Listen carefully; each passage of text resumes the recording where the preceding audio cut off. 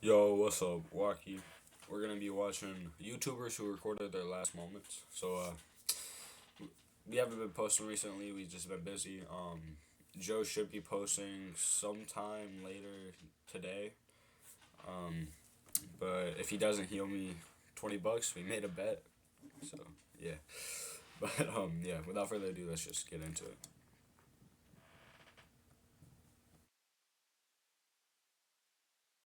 Gwynver Beach is a white sand beach just north of Sennen Cove in West Cornwall, England. Because you have to go through some winding roads and sand dunes to get there, lots of people drive by that area without even realizing it's there. But for a YouTuber named Jacob Cockle, this was home. In 2011, Jacob started a channel called Whirlpool Hitman, where he would upload footage of his adventures swimming in whirlpools and Where he would upload videos of him killing people and then them going into a whirlpool. doing other extreme stunts such as cliff jumping, extreme surfing, and cave exploration. As of today, the channel has close to 150,000 subscribers. According to his family, Jacob lived his life on the edge, and his stunts often earned him covering shots in big surfing magazines and even prizes from the Sunday Times and National Geographic. In some of his whirlpool videos, Jacob would often throw stuff Y'all in a didn't see that. vortex and record random objects getting sucked down by the powerful currents. But in most of his videos, he would actually swim in the whirlpools himself, which is extremely dangerous as the swirling currents could easily pull a person under in seconds. On May 28, 2013, the whirlpool that made Hale Estuary famous surfaced again, as it did a few times a year. And Jacob was determined to swim in it to capture some cool looking footage for his channel. That day, he ran up to his friend and artist David Rain's house and asked him to film him as he swam around the whirlpool. David had collaborated with Jacob in the past, and seeing how excited his friend was, he agreed. Just like in the rest of his YouTube videos, Jacob brought a prop to the harbor to make his video more eye-catching to his viewers, and for this particular video, he decided the prop would be a horse mask. For several minutes, Jacob swirled around the vortex's edge, letting the current carry him in a circle without dragging him down. At one point in the video, he mentions to his friend that swimming in a whirlpool was a lot like surfing because it was all about flowing with the currents.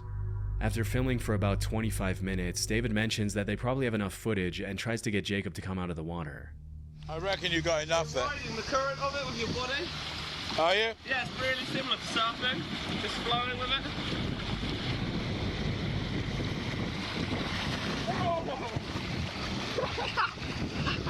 That's pretty scary.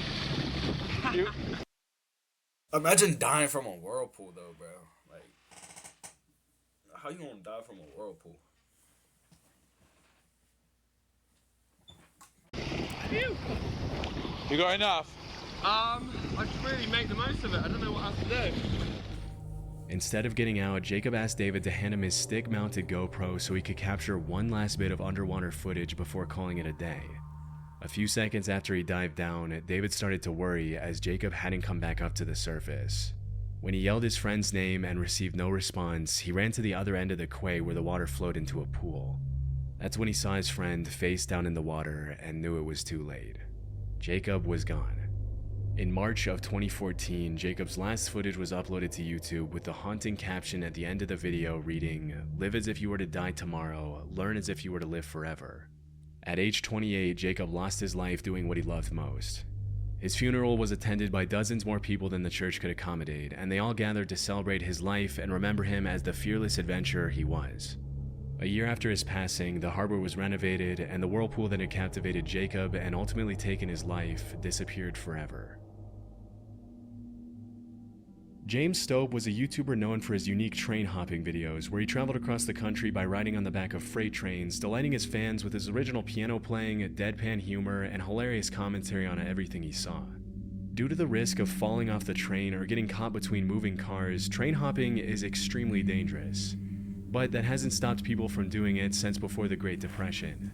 And it definitely didn't stop James, or Stobe the Hobo as he often referred to himself on his YouTube channel of almost 60,000 subscribers and just a little over 60 videos. In some of his videos, you'll find comments from people claiming that they had met Stobe at bars and assumed he was lying when he told them he train hopped across the country filming his adventures. But every time, Stobe surprised them with some pretty awesome footage of his cross-country train hopping trips. From Palm Beach to Jacksonville, Stobe loved sharing his raw experience of life on the rails with his audience, who always supported him in his unending search for some pizza and a cold beer. Sadly, the adventure came to a tragic end for Stobe on November 8, 2017, when a deadly train accident in Baltimore took his life.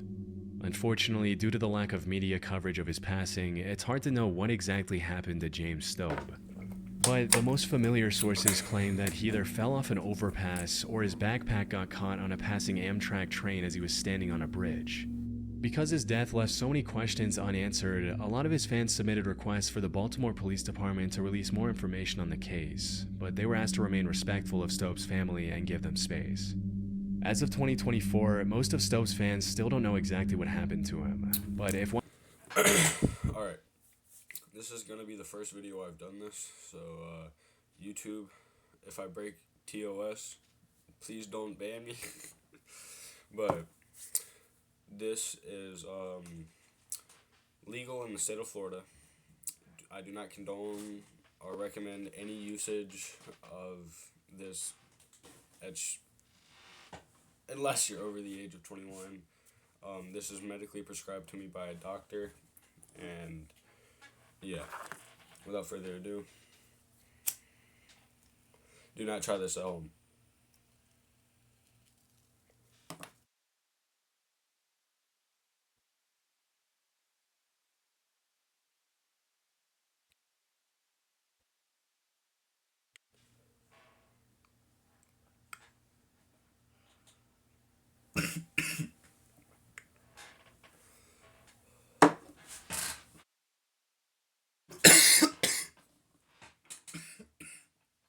Without further ado, let's get into it.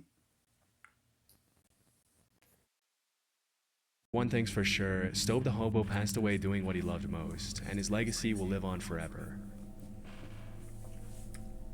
High on Life was a pretty popular YouTube channel with over 600,000 subscribers. I remember High on Life. I used to watch him at its peak. Starting in 2011, the High on Life crew uploaded more than 400 videos showing their audience what it was like to make a living as full-time travelers. From exploring beautiful tropical paradises, to cliff jumping, to diving sunken ships, High on Life always uploaded really cool videos of the crew's adventures across the globe. Living life by their motto, "If you can, you should," embracing life to the fullest was at the heart of everything they did. As mentioned in their channel description, part of their mission was to inspire their audience to get out and explore the world. For several years, the High on Life channel grew quickly, with travel content being released frequently. But on July 3, 2018, a tragic accident would forever change the lives of the 10 team members and their audience. That day, the Royal Canadian Mounted Police reported that he looks like Charlie. Team members and their audience. He looks like old Charlie. Well, if y'all don't know who Charlie is, Moist Critical. He looks like old Moist Critical. That day, the Royal Canadian Mounted Police reported that 3 people had been swimming in one of the pools at the top of Shannon Falls when they suddenly slipped and fell into a pool about 100 feet below. Shortly after, the bodies of the 3 victims were confirmed to belong to Riker Gamble, Alexi Lyak, and Megan Scraper. Riker and Alexi were High on Life members, while Megan was Alexi's longtime partner. Tragically, it was confirmed by the police that Riker and Alexi were trying to rescue Megan, who had slipped into fast-moving water before the 3 of them fell 100 feet. Through tears, the remaining members of the High on Life crew shared a touching goodbye message for Riker, Alexi, and Megan on their YouTube channel, remembering them as the kind, outgoing, life-loving people they were. Throughout the investigation, there were rumors that the 3 of them had been filming a video at the time of the accident, but this wasn't 100% confirmed. In the aftermath of the tragic incident, a GoFundMe page was started to cover the funeral expenses, raising close to 30,000 Canadian with the help of their loyal audience. After uploading 5 tribute videos, the High on Life crew continued uploading videos of their travel adventures, honoring their friend's legacy. The last video they uploaded was 2 years ago. I haven't been watching him in 5 years. I stopped watching him a while ago. 2009, fitness model and actor Greg Plitt uploaded over 120 videos to his channel where he motivated his subscribers to work out, challenge their bodies and minds, and leave a lasting legacy. In a lot of his videos, he inspired his followers with a philosophy of extreme discipline and seizing every day as an opportunity to become a better version of themselves. Throughout his career, Greg inspired hundreds of thousands of young men to push beyond their limits, embrace hard work, and grab life by the horns. As a West Point graduate and Army Ranger who had jumped out of more than 1,000 planes throughout his career, Greg really did practice what he preached. Sadly, in 2015, Greg lost his life at the age of 37 after being hit by a Metrolink commuter train in Burbank, California. According to witnesses, he had been shooting a video for his website with 2 crew members when the accident took place. Is this the video where the guy tried to outrun the train or something for a video? Based on the police report, it appears that Greg was either trying to outrun a train and get an amazing shot. It was. Yeah, I heard about this. He tried to outrun a damn train. Fucking idiot. Not for his website, or he mistakenly believed that an oncoming train was on a parallel track to his instead of the track he was on. Either way, several sources confirmed that at some point while he was running on the tracks, he tripped, fell, and couldn't get up in time to avoid the oncoming train. Based on... By the way, why don't you just get off the tracks? Just, instead of run, just, run to the right just a little bit. Y'all did not see that in my hand, by the way. Don't know if you saw it anyway, but... One witness's testimony, Greg had been holding a camcorder in his hand when he was struck by the train, but this was never officially confirmed. Chillingly, a bystander took a photo of Greg standing near the tracks just a few moments before the incident.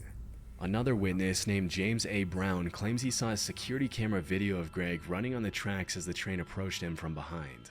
He had on all black, the train went by, I saw him, stumbled over the tracks, he had a camcorder in his hand, something like yours, and then that was it, the train stopped. And you just saw him walking across the track? Well, I saw him stumble over the tracks as the train was going by, and then it stopped right there. To this day, it's still not completely clear what Greg was attempting to do, but this wasn't the first time he had used train tracks as a prop for his workout videos. In other videos, he had been filmed doing push-ups on the tracks, playing with fire and taunting death as he moved out of the way of oncoming trains just in time to avoid impact. Unfortunately, he couldn't react quick enough that afternoon in 2015. To this day, Greg is remembered as a prime example of what it means to live boldly, and through his hundreds of thousands of fans, friends, and family, his legacy will live on forever. Tor Eckhoff, also known as Apator, was a Norwegian YouTuber who rose to fame with his videos where he would do some pretty risky stuff on frozen waters, including ice skating on thin sheets of ice and diving in ice holes shirtless. On his journey to break the 1 million follower mark, Apator captivated his viewers by accompanying his stunts with some very unique habits, including drinking entire bottles of vodka, rolling around in the snow half He's definitely Russian. naked in sub-zero temperatures, and even drinking engine oil just for fun. In his channel description, he mentioned how he was born in 1964 and lived in Norway, where he worked in a paint Norway is not Russian. factory.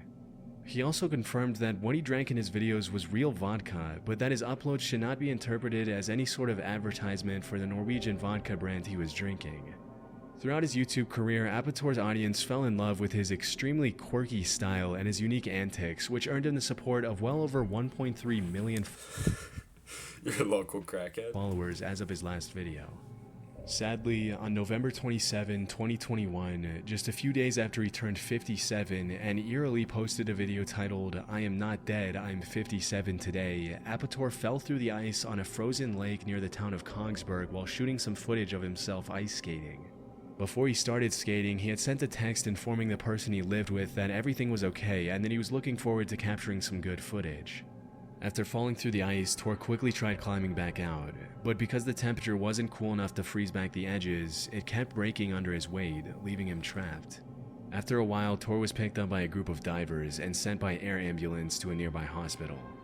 The doctors tried everything to bring him back to life, but it was too late as Apator had been in the water too long. In the last video he uploaded, thousands of Looks like he got up fine to me from that video. his loyal followers expressed their condolences and sadness at his passing. Even in 2024, Apator is seen by his followers and the YouTube community as somewhat of a legend, a guy who dared to live life differently from most people and wasn't afraid to show it. It says a lot about his content that even after his death, his videos are still receiving thousands and thousands of views from fans and curious viewers all around the world. Albert Dyrland was a Danish actor and YouTuber who was best known for making comedy sketches and music videos for his songs. Since 2016, Albert uploaded over 220 videos to YouTube, earning him the love of over 170,000 subscribers. In 2018, he also starred in a comedy movie named Team Albert, which follows the life of a high schooler who wants to become YouTube famous. The movie would actually go on to win the Blockbuster Audience Award at the 2019 Danish Film Awards. On July 28, 2021, Albert was hiking Mount Seceda in the Italian Alps and filming a video for his channel with some friends. During the hike, he uploaded a story to Instagram where he showed his beautiful surroundings to his followers. Sadly, that same day, as he was recording a video on his phone, he fell off the mountain and plummeted more than 600 feet to his death. After the incident, a rescue helicopter was sent to the location, but unfortunately he was pronounced dead at the scene. From what I found, Mount Seceda is a part of the Dolomites, a limestone mountain range known for its steep walls, sharp cliffs, and sudden drop-offs, all of which likely contributed to the tragic accident. The investigation revealed that Albert and his friends had been hiking on a route that links two mountain peaks, but it's unclear what exactly he and his friends were doing when Albert fell off the mountain. In the aftermath of his passing, thousands of loving fans shared their condolences, referring to him as a Danish YouTube icon and one of the best content creators in Denmark. With more than 90 million views on his channel throughout his career, Albert was loved by both his Danish and international audience. His tragic death shook the YouTube community and served as a harsh reminder that capturing footage in extreme terrain comes with its own set of risks. To this day, Albert is remembered by his fans for his humor, talent, and the joy he brought to so many people. Damn.